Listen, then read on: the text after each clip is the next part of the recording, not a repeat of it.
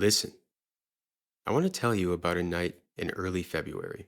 I'd been reading for hours, deep into the Gospel of Matthew, working my way through chapter after chapter.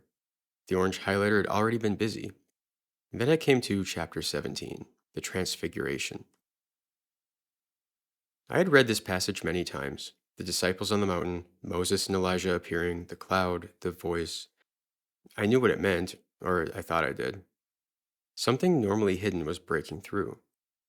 But I stopped at verse 2, and this time I couldn't move past it.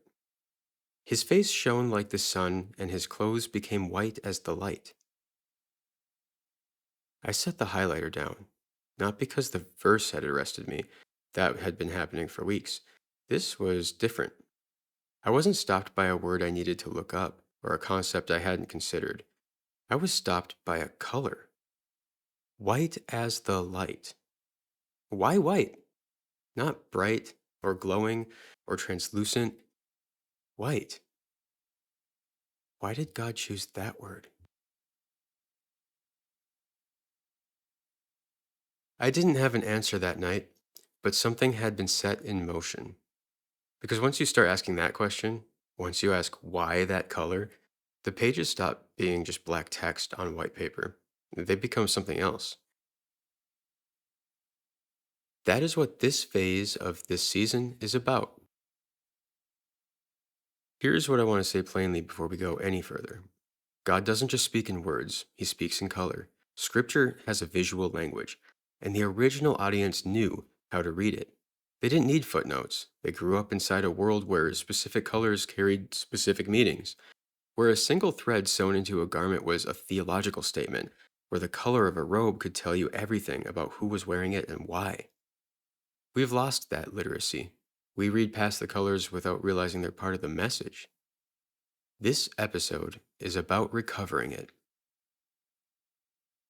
Not as a comprehensive survey, not as a color dictionary you can look things up in. We're doing what we always do here. We're going deep in one place, letting one thread pull until we see what it's attached to. So let's start where I started, with white. Matthew 17, verse 2. His face shone like the sun, and his colors became white as the light. The Greek word translated white here is lekon. It appears across the New Testament: white garments of the resurrected saints in Revelation, the white horses of the King of Kings, the white stone given to the overcomer, the white throne of judgment. When Scripture uses lekon, it's describing something that belongs, in its nature, to the category of divine purity. Not clean white, not bleached, the white of light itself, the kind of white that exists before any other color does. The disciples on that mountain were watching something that had been present all along, hidden inside the physical, suddenly become visible. That white was not new, it was revealed. The same Jesus they had been walking with for months, the same man, same hands, same voice, same face, just uncovered. And the color that describes that uncovering is lekon, the white of unfiltered reality, the color of what Jesus actually is when nothing is between you and him. I sat with that for a long time because it reframed something for me.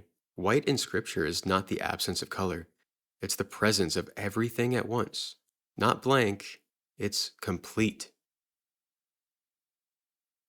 Now go back, all the way back to Numbers 15. God is giving Moses instructions about the tzitzit, the knotted tassels the Israelites were commanded to wear on the corners of their garments. And in verse 38, buried in what most of us would read as ritual regulation and move right on past, God specifies one particular thread. Speak to the children of Israel and tell them to make tassels on the corners of their garments throughout their generations, and to put a blue cord on the tassel of each corner. That blue cord, it has a name. The Hebrew word is tekelet.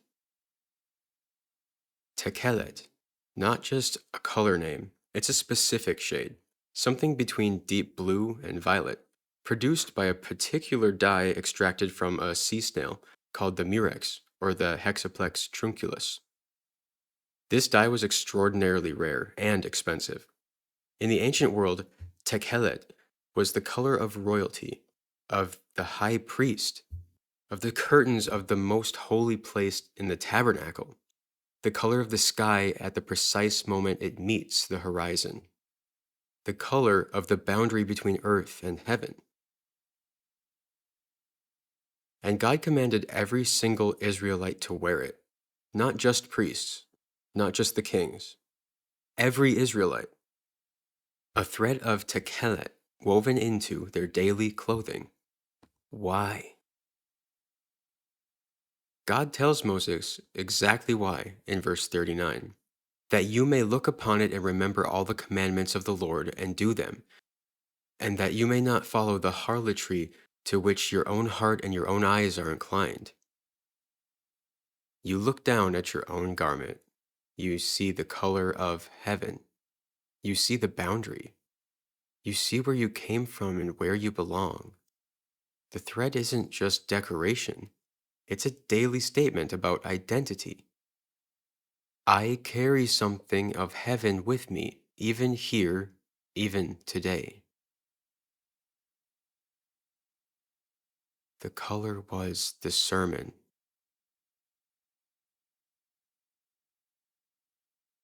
I want to stay with this for a moment because tekhelet disappeared from Jewish practice sometime in the early centuries of the Common Era.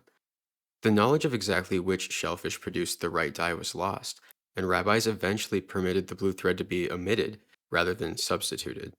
For roughly 13 centuries, there was no tekhelet. The thread was absent.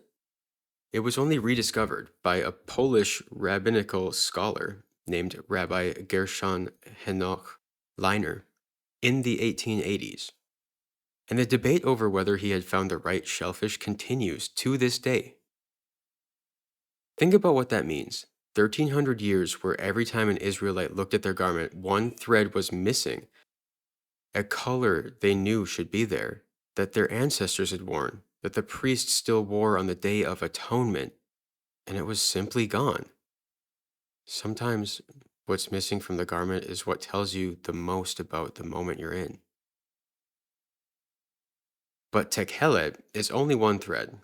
Go to Joshua 2. Rahab, the prostitute in Jericho, has hidden the 2 Israelite spies on her roof and helped them escape through her window. And the spies give her a sign, an instruction for the day the army comes. Bind this line of scarlet cord in the window through which you let us down. Scarlet.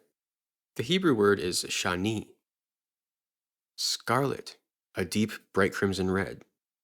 The original audience would have heard that word and felt something in their bones, because shani, scarlet, was one of the 3 colors of the tabernacle curtains, one of the colors woven into the priestly garments, one of the colors used in purification rituals of Leviticus 14.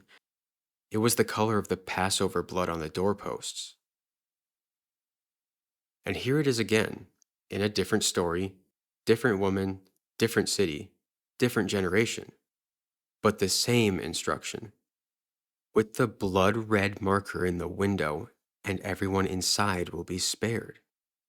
This is what the color does in Scripture. It doesn't just describe the scene, it connects the scenes.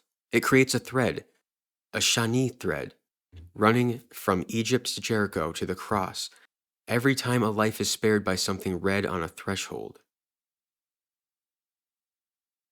Rahab didn't know the theology she was stepping into when she tied that cord. She just knew, this is what saves. I had been using an orange highlighter for weeks before I understood what I was doing. Orange was what I reached for when the Spirit was speaking, when there was a warmth in the chest before the mind had finished processing, when a word felt like it had weight before I could explain why. That's what orange meant to me, something like fire, like presence. I didn't design that system. I had not sat down and made a chart. My hand just moved. And then I started finding the colors inside the text itself. Blue on the garments of everyone who belonged to God, scarlet on the door of the one who would be saved, white that described what Jesus actually looks like when the veil comes off. And I started asking a question I hadn't thought to ask before. Did I reach for orange because I invented that, or because something in me already knew that orange, that fire color, the glory color, was the color associated with the Spirit? The burning bush, the pillar of fire, the tongues of fire at Pentecost. Maybe I didn't choose orange. Maybe orange chose me.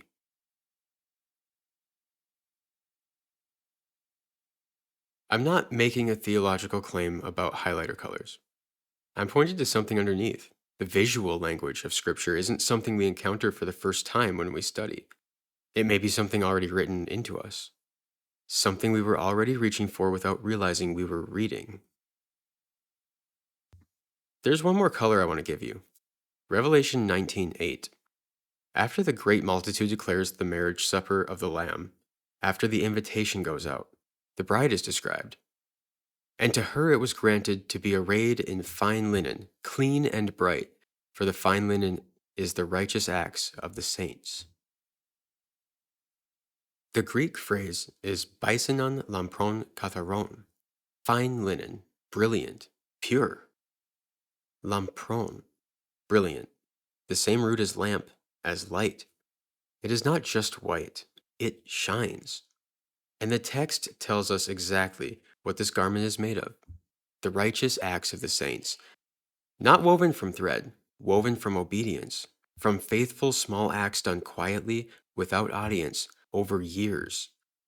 The white of Revelation is not a status, it is a testimony. Look at the ark. At the Transfiguration, Lekon describes what Jesus is in his nature. At Revelation 19, the same white describes what the saints have become through union with him. The color is the same. The source is the same. The difference is direction. In Matthew 17, the light is going out. In Revelation 19, it has been received.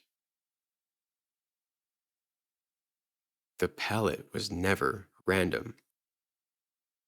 Here's what I want to say plainly, because this is where the wide table matters. Some of you are detailed readers. You have study Bibles. You've done word studies. You've flagged things that don't make sense yet and come back to them. You're going to pick this up immediately and run with it. Some of you read Scripture the way you read anything, for the information, the next idea, or for the application you can take into Monday. The colors have been passing by the whole time without landing. And some of you haven't been reading at all. You're in the same fallow ground we talked about in episode 6, and that's okay. That's exactly why we're here. Wherever you are, there is a layer of the text you may have been walking past. Not because you weren't paying attention, because nobody told you it was there. The original audience read these colors the way you read a stop sign, instantly, without hesitation, because it was the language of their world. Blue meant heaven, scarlet meant blood, white meant glory. They didn't need a commentary. They breathed this vocabulary from childhood. We don't. We need to learn it. And the invitation of phase 2 of this season is to learn it. Not all at once, one color at a time, one symbol at a time, one layer at a time. The kingdom speaks in a language, and the more of it you learn, the more of Scripture opens up. Not differently, just deeper. The text was always this rich. You didn't have the ears for this register yet. One question this week. Not a study assignment or a reading plan, just one question to carry into every passage you sit with. When you see a color, and you will see them once you start looking, don't skip past it. Ask, what is this color communicating that the words alone can't?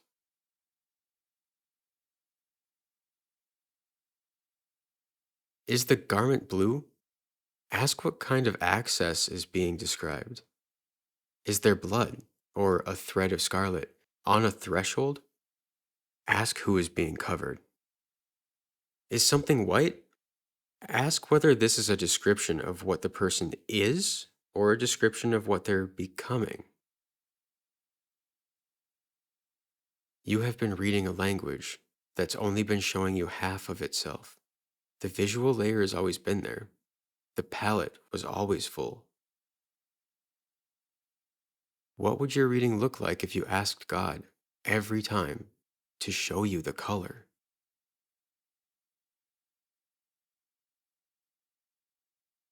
Next episode, we take a different thread from the same tapestry: numbers.